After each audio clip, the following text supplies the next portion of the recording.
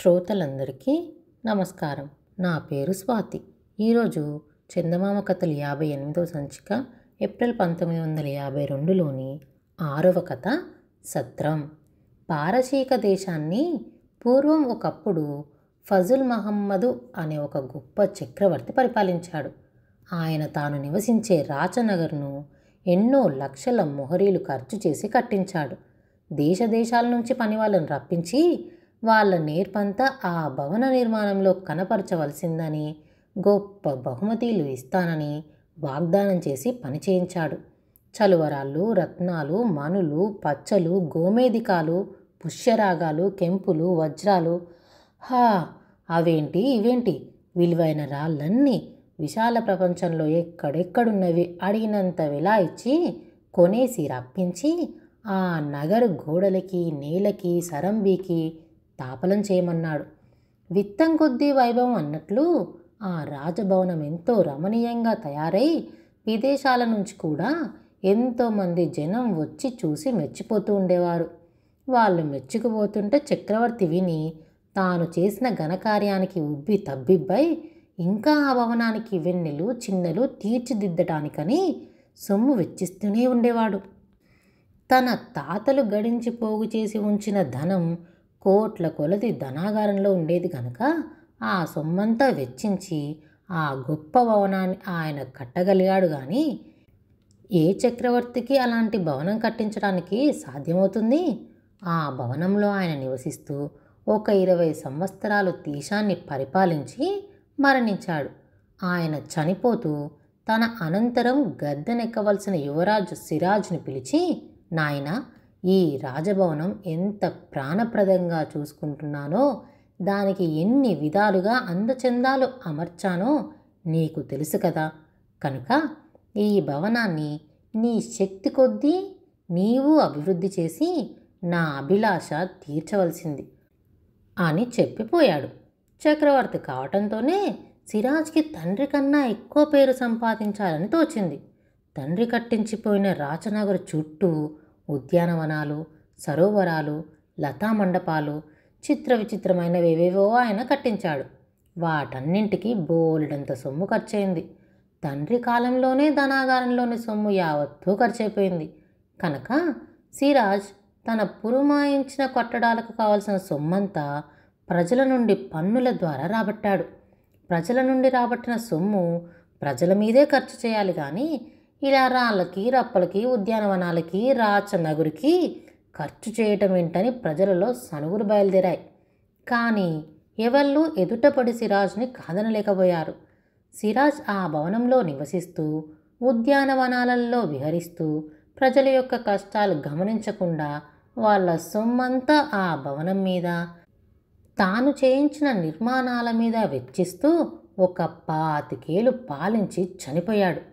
పోతూ కుమారుడైన అబ్దుల్లాను పిలిచి, నాయనా, పారసీక చక్రవర్తుల ఖ్యాతిని దశ దిశలా వ్యాపింపజేస్తున్న మన రాచనగర్ని, ఈ ఉద్యానవనాలని, లతా మండపాలని, సరోవరాలని జాగ్రత్తగా చూసుకోవాల్సిమా.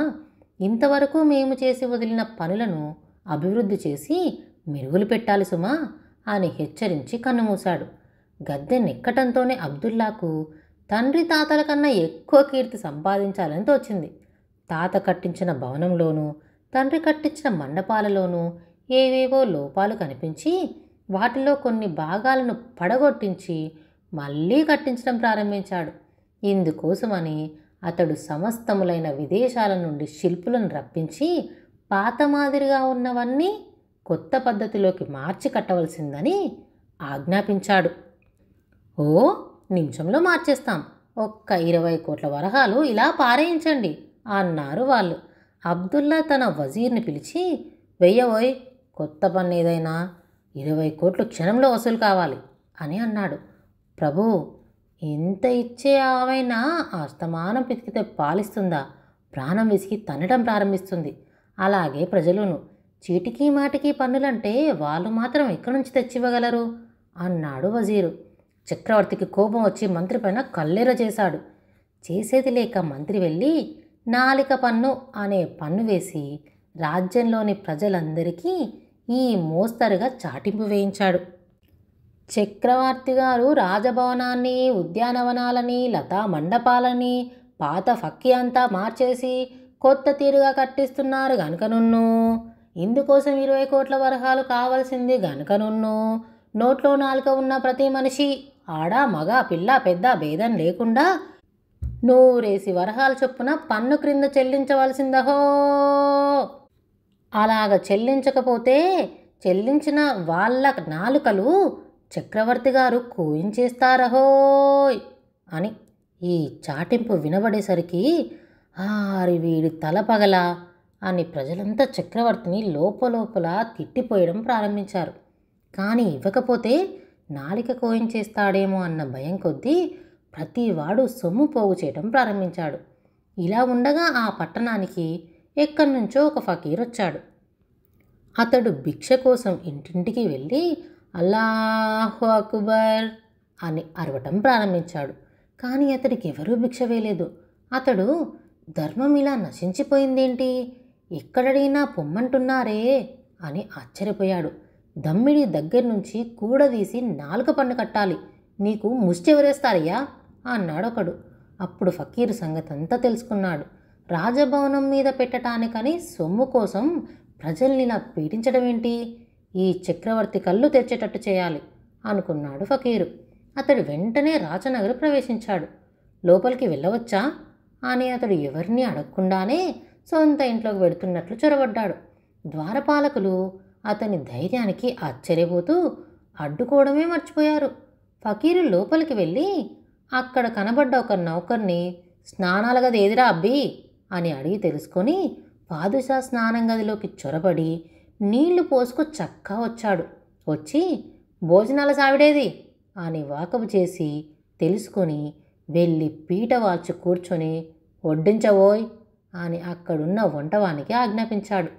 చెప్పినట్లు చేయకపోతే ఫకీర్కి కోపం వచ్చి ఎక్కడ శపించిపోతాడో అన్న భయం కొద్దీ వాడు అతనికి పాదుషా గారి బంగారు పల్లెరంలో పంచభక్ష పరమాన్నాలు వడ్డించాడు.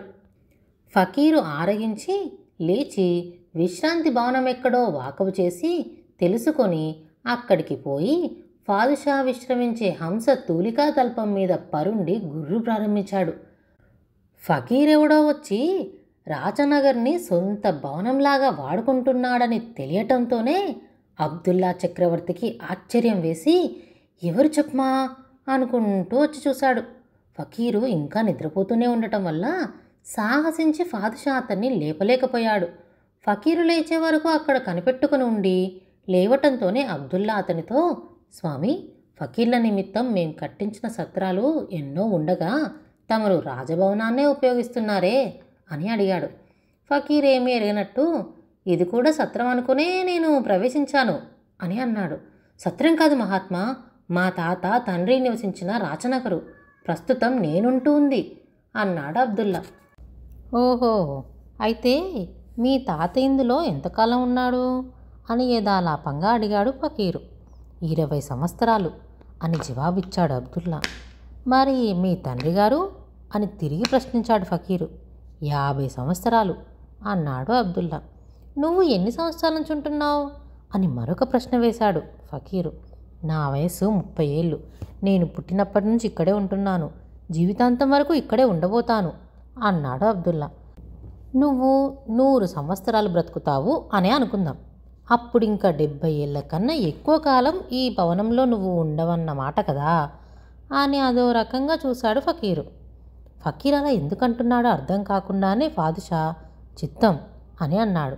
ఫకీరు తల్పమించి లేచి, పాదుషా, నేను చెప్పానే ఇది సత్రంగాక మరేంటి, నీ తాత తండ్రి కూడా ఇందులో కొంతకాలమే ఉండి వెళ్ళిపోయారు, నువ్వు కూడా అలాగా కొంతకాలం ఉండి పోయేవాడివే కానీ ఇందులో శాశ్వతంగా ఉండబోయేది లేదు. అలాంటప్పుడు ఈ భవనం కోసం కన్న బిడ్డల వంటి ప్రజల్ని పీడించటం ఎందుకు? ఈ సత్యాన్ని గుర్తించి ఇకనైనా వాళ్ళ సొమ్మును వాళ్ళ క్షేమం కోసమే వెచ్చించు అని హితబోధ చేస్తూ, ఇంక నాకు ఈ సత్రంతో పని లేదు అని అక్కడి నుంచి వెళ్ళిపోయాడు.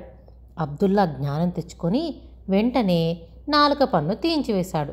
అంతేకాదు, నాటి నుంచి వెర్రిగా లోకుల సొమ్ము బలవంతంగా వసూలు చేసి ఆ భవనం కోసం వెచ్చించడం కూడా మానుకున్నాడు.